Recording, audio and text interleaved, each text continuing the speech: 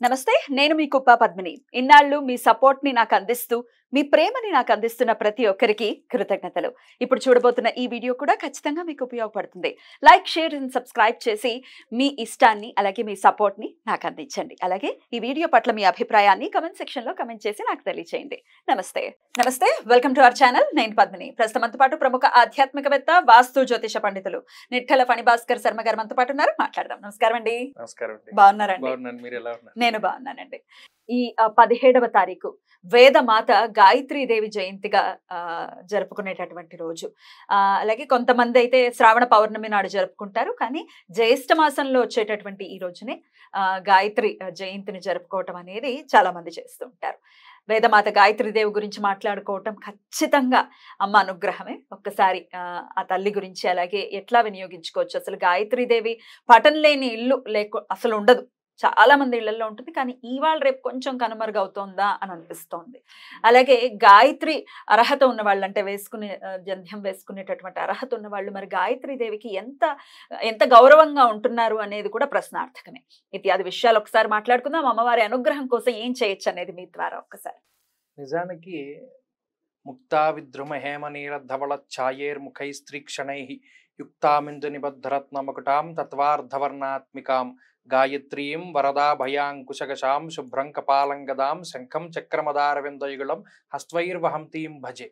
అమ్మవారికి సంబంధించినటువంటి ఈ శ్లోకం ఆమె యొక్క రూపాలని, అలాగే ఆమె చేతిలో ఉండేటువంటి ఆయుధాలని, అభయ వరద ముద్రల్ని, అలాగే గదని, వీటన్నిటిని కూడా తెలియజేస్తుంది. అమ్మవారిని ఆరాధన చేసేటప్పుడు అసలు ఈ శ్లోకం ఒకటి చదువుకుంటే చాలన్నాడు. రోజుకి ఒక్కసారి అమ్మవారిని ఆరాధన చేస్తే చాలు, గాయత్రి వర్చస్సు పెంచుతుంది అన్నారు.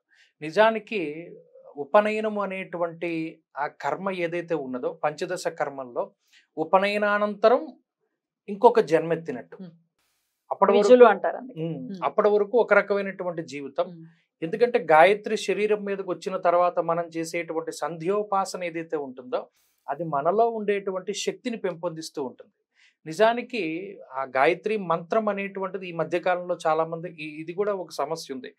కాలర్ ట్యూన్స్ కింద పెట్టుకుంటున్నారు, అలాగే రింగ్ టోన్స్ కింద పెట్టుకుంటున్నారు, కాలింగ్ బెల్ గా పెట్టుకుంటున్నారు. అయితే వాళ్ళ పర్స్పెక్టివ్ ఏంటంటే ఆ మంత్రం వినబడితే మంచిది, అసలు ఏదైనా వింటే మంచిది కదా, ఏదో ఒక రూపంలో వినబడుతోంది కదా అని చెప్పి. అయితే అందులో కొన్ని బీజాక్షరాలు ఉంటాయి. గాయత్రి మంత్రమే మొత్తం అంతా కలిపి 24 అక్షరాలతో ఉన్నటువంటి మంత్రం. ఓం భూర్భువః స్వః తత్స సవితృవరేణ్యము అంట. సవితృ అంటే సూర్య భగవానుడు. ఇందులో ఇంకొక రకమైనటువంటి ఇది ఏంటి అంటే ఆ సూర్యుడి స్వరూపాన్ని వర్ణిస్తూ ఉన్నటువంటిదే గాయత్రి మంత్రము అనేటువంటి ఇది కూడా చాలా మందిలో ఉన్నది. నిజానికి మనం పొద్దున్న అర్ఘ్యం ఇచ్చేటప్పుడు కూడా గాయత్రి మంత్రాన్ని చెప్పి అర్ఘ్యం ఇస్తాం. అలాగే ఈ పరిశేషణము లేకపోతే అవపోసన పట్టేటప్పుడు కూడా గాయత్రి మంత్రాన్ని చదివే. ఎందుకంటే ఎక్కడ గాయత్రి ఉంటుందో ఆ గాయత్రి జపం చేసుకుంటామో అక్కడ జపతో నాస్తి పాతకం అన్నాడు. ఎంత గాయత్రి జపం చేస్తే అంత పాపం నశిస్తుంది అన్నారు. అయితే ఈ గాయత్రి అక్షర లక్షలు చేసిన వాళ్ళు ఉన్నారు, 24 లక్షలు గాయత్రి చేసిన వాళ్ళు ఉన్నారు, 1,00,000 గాయత్రి చేసిన వాళ్ళు ఉన్నారు, లేదు సహస్ర గాయత్రి చేసేటువంటి వాళ్ళు, రోజు చేసేటువంటి వారు ఉన్నారు, లేదు శతగాయత్రి చేసేటువంటి వారు ఉన్నారు. అయితే ప్రధానంగా సంధ్యోపాసన చేసేటప్పుడు ఎందుకంటే గాయత్రి మంత్రానికి అంటే ఇందాక మనం చెప్పుకున్నట్టు, ఒకటి సూర్యుడికి సంబంధించినటువంటి ఆ రూపాన్ని లేకపోతే గుణాలని వర్ణించేటప్పుడు కూడా గాయత్రి మంత్రంలో ఉండేటువంటి ఆ అక్షరాలు ఇవన్నీ కూడా సరిపోతూ ఉన్నాయి. అలాగే అర్ఘ్యం ఇచ్చేటప్పుడు కూడా ఇదే మంత్రం చదవడం ద్వారా ఆ సూర్యుడికి సంబంధించిన ఉదయాన్నే ఉదయిస్తూ ఉన్నప్పుడు ఆ రాక్షసులు ఎవరైతే ఉన్నారో ఆ రాక్షసులు ఈయన్ని ఉదయించకుండా చేస్తారు. మనం వదిలేటువంటి అర్ఘ్యపాద్యాల్లో ఉండేటువంటి ఒక్కొక్క బిందువు కూడా ఒక్కొక్క బాణంలా మారి ఆ రాక్షసుల్ని సంహరిస్తుంది. అందులో ఉన్నటువంటిది అది. అయితే మనం ఇప్పుడు ఏం చేస్తున్నాం, నిత్యము గాయత్రిని శరీరం మీద ధారణ చేస్తున్నాం. యజ్ఞోపవీతం గురించి చాలా మందికి తెలియదు. అంటే ఇప్పుడు వేదమాత గాయత్రీదేవి ఆమె జయంతి కాబట్టి అసలు యజ్ఞోపవీతం ఎందుకు వేసుకోవాలి? ఇప్పుడు 4 ముళ్ళు ఉన్నటువంటిది లేదా 4 పోగులు ఉన్నటువంటి యజ్ఞోపవీతం వేసుకుంటున్నారు. దాని గురించి కూడా చాలా మందికి అవగాహన లేకుండా పోయింది. అలాగే బ్రహ్మచారి ఉంటాడు, ఒక పోగు ఉన్నటువంటి యజ్ఞోపవీతాన్ని వేసుకోవాలి ఎందుకు అనేటువంటి విషయం చాలా మందికి తెలియదు. ఇందులో ఒకటేంటి అంటే మనకు ఉపనయనం చేసేటప్పుడు తండ్రి గారు ఒక పోగున్న యజ్ఞోపవీతం వేస్తారు, వివాహం అయినప్పుడు మామగారు ఒకటి పోగు వేస్తాడు, అలాగే మూడో పోగు వేసుకోవాలి. ఎందుకంటే ఎప్పుడైనా మనకి ఉత్తరీయం లేకుండా బయటికి వెళ్ళినప్పుడు ఆ దోషం పోవడానికి మూడవ ఈ పోగు వేసుకుంటాం. నాలుగవది, ఎప్పుడైనా మనం పంక్తి భోజనం చేసేటప్పుడు ఎవరైనా యజ్ఞోపవీతం లేనివాడు కనబడితే, లేదా యజ్ఞోపవీతం పాడైనటువంటిది లేదా ఇలాంటి చెదిరినటువంటి వాళ్ళు కనబడితే ఇది తీసి వాడికి ఇమ్మన్నాడు. అందుకని 4 ఇవాళ దానికి సంబంధించి అసలు మీనింగే తెలియదు మన వాళ్ళకి. అసలు వేసుకుంటేగా. ఇది ఈ మధ్యన ఇంకో విశేషం ఏంటంటే చిలకుకి పెడుతున్నారు, తీసేయడం లేదు. వేసుకోవాలంటే కూడా దీన్ని ఉండగా దానికి ఒక పద్ధతి ఉంది. ఆ యజ్ఞోపవీతాన్ని తీసేటప్పుడు కూడా ఒక మంత్రం ఉంటుంది, ఆ యజ్ఞోపవీతాన్ని వేసుకోవడానికి ఒక మంత్రం ఉంటుంది. అయితే ఇవన్నీ అమ్మవారి యొక్క అనుగ్రహం ఉంటేనే కానీ అసలు ఆవిడ మన శరీరం మీదకి రాదు కదా. సంధ్యోపాసన అలాగే ఇందాక మనం చెప్పాం, జపతో నాస్తి పాతకం, కృషితో నాస్తి దుర్భిక్షం, జపతో నాస్తి పాతకం అన్నాడు. మరి ప్రతిరోజు సంధ్యోపాసన కనుక చేయగలిగితే వాళ్ళకి రకరకాలైనటువంటి దోషాలు, యథాహ్నాత్ కురుతే పాపం తదాహ్నాత్ ప్రతిముచ్యతే, యద్రాత్రియాత్ కురుతే పాపం తద్రాత్రియాత్ ప్రతిముచ్యతే, సర్వవర్ణే మహాదేవి సంధ్యావిందే నమోస్తుతే అని చెప్పి సంధ్యావందనం చేసుకోవాలి.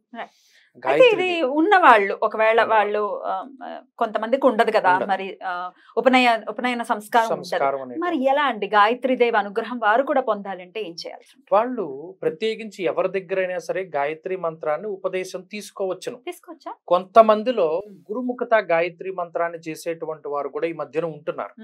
అయితే స్త్రీలకు ప్రత్యేకించి వేదాధ్యయనం చేసేటువంటి అధికారం లేదు. ఇది చాలా మందికి ఒక సందేహం ఏమొస్తుందంటే, వేదమాత గాయత్రీ దేవి అంటున్నారే, స్త్రీలకి ఎందుకు అధికారం లేదంటున్నారు అంటే అది యుగ ప్రామాణికం వల్ల అవుతోందమ్మా.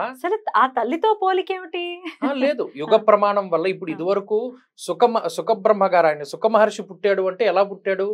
ఆయన మానసికంగా పుట్టాడంటే స్త్రీతో సంబంధం లేదు అక్కడ. వాల్మీకి మహర్షి పక్షులను చూస్తూ అగ్నిమథనం చేస్తుంటే ఆయన పుట్టాడు.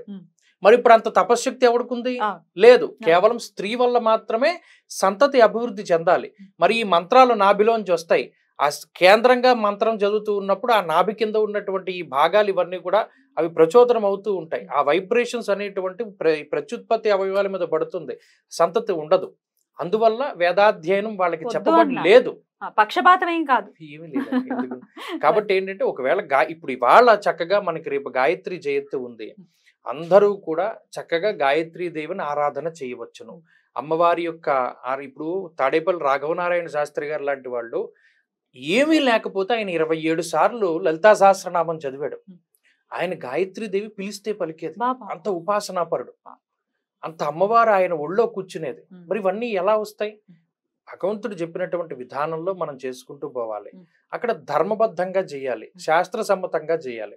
చక్కగా రేపు గాయత్రి, అసలు ఈ గాయత్రి జయంతి అన్న విషయమే చాలా మందికి తెలియదు. మీరు చెప్తున్నారు, మీ వల్ల ఇవి ప్రచారం అవుతున్నాయి. మరి ఎంతవరకు పాటిస్తారో అన్నది తెలియదు.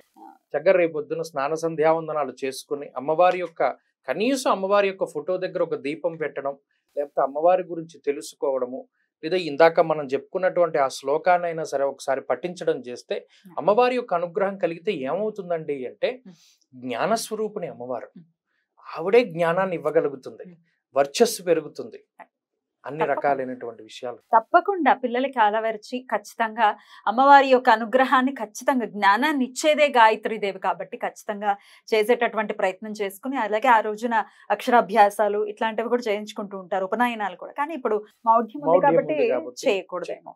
రైట్, అద్భుతంగా వివరించారండి, కృతజ్ఞతలు, నమస్కారం.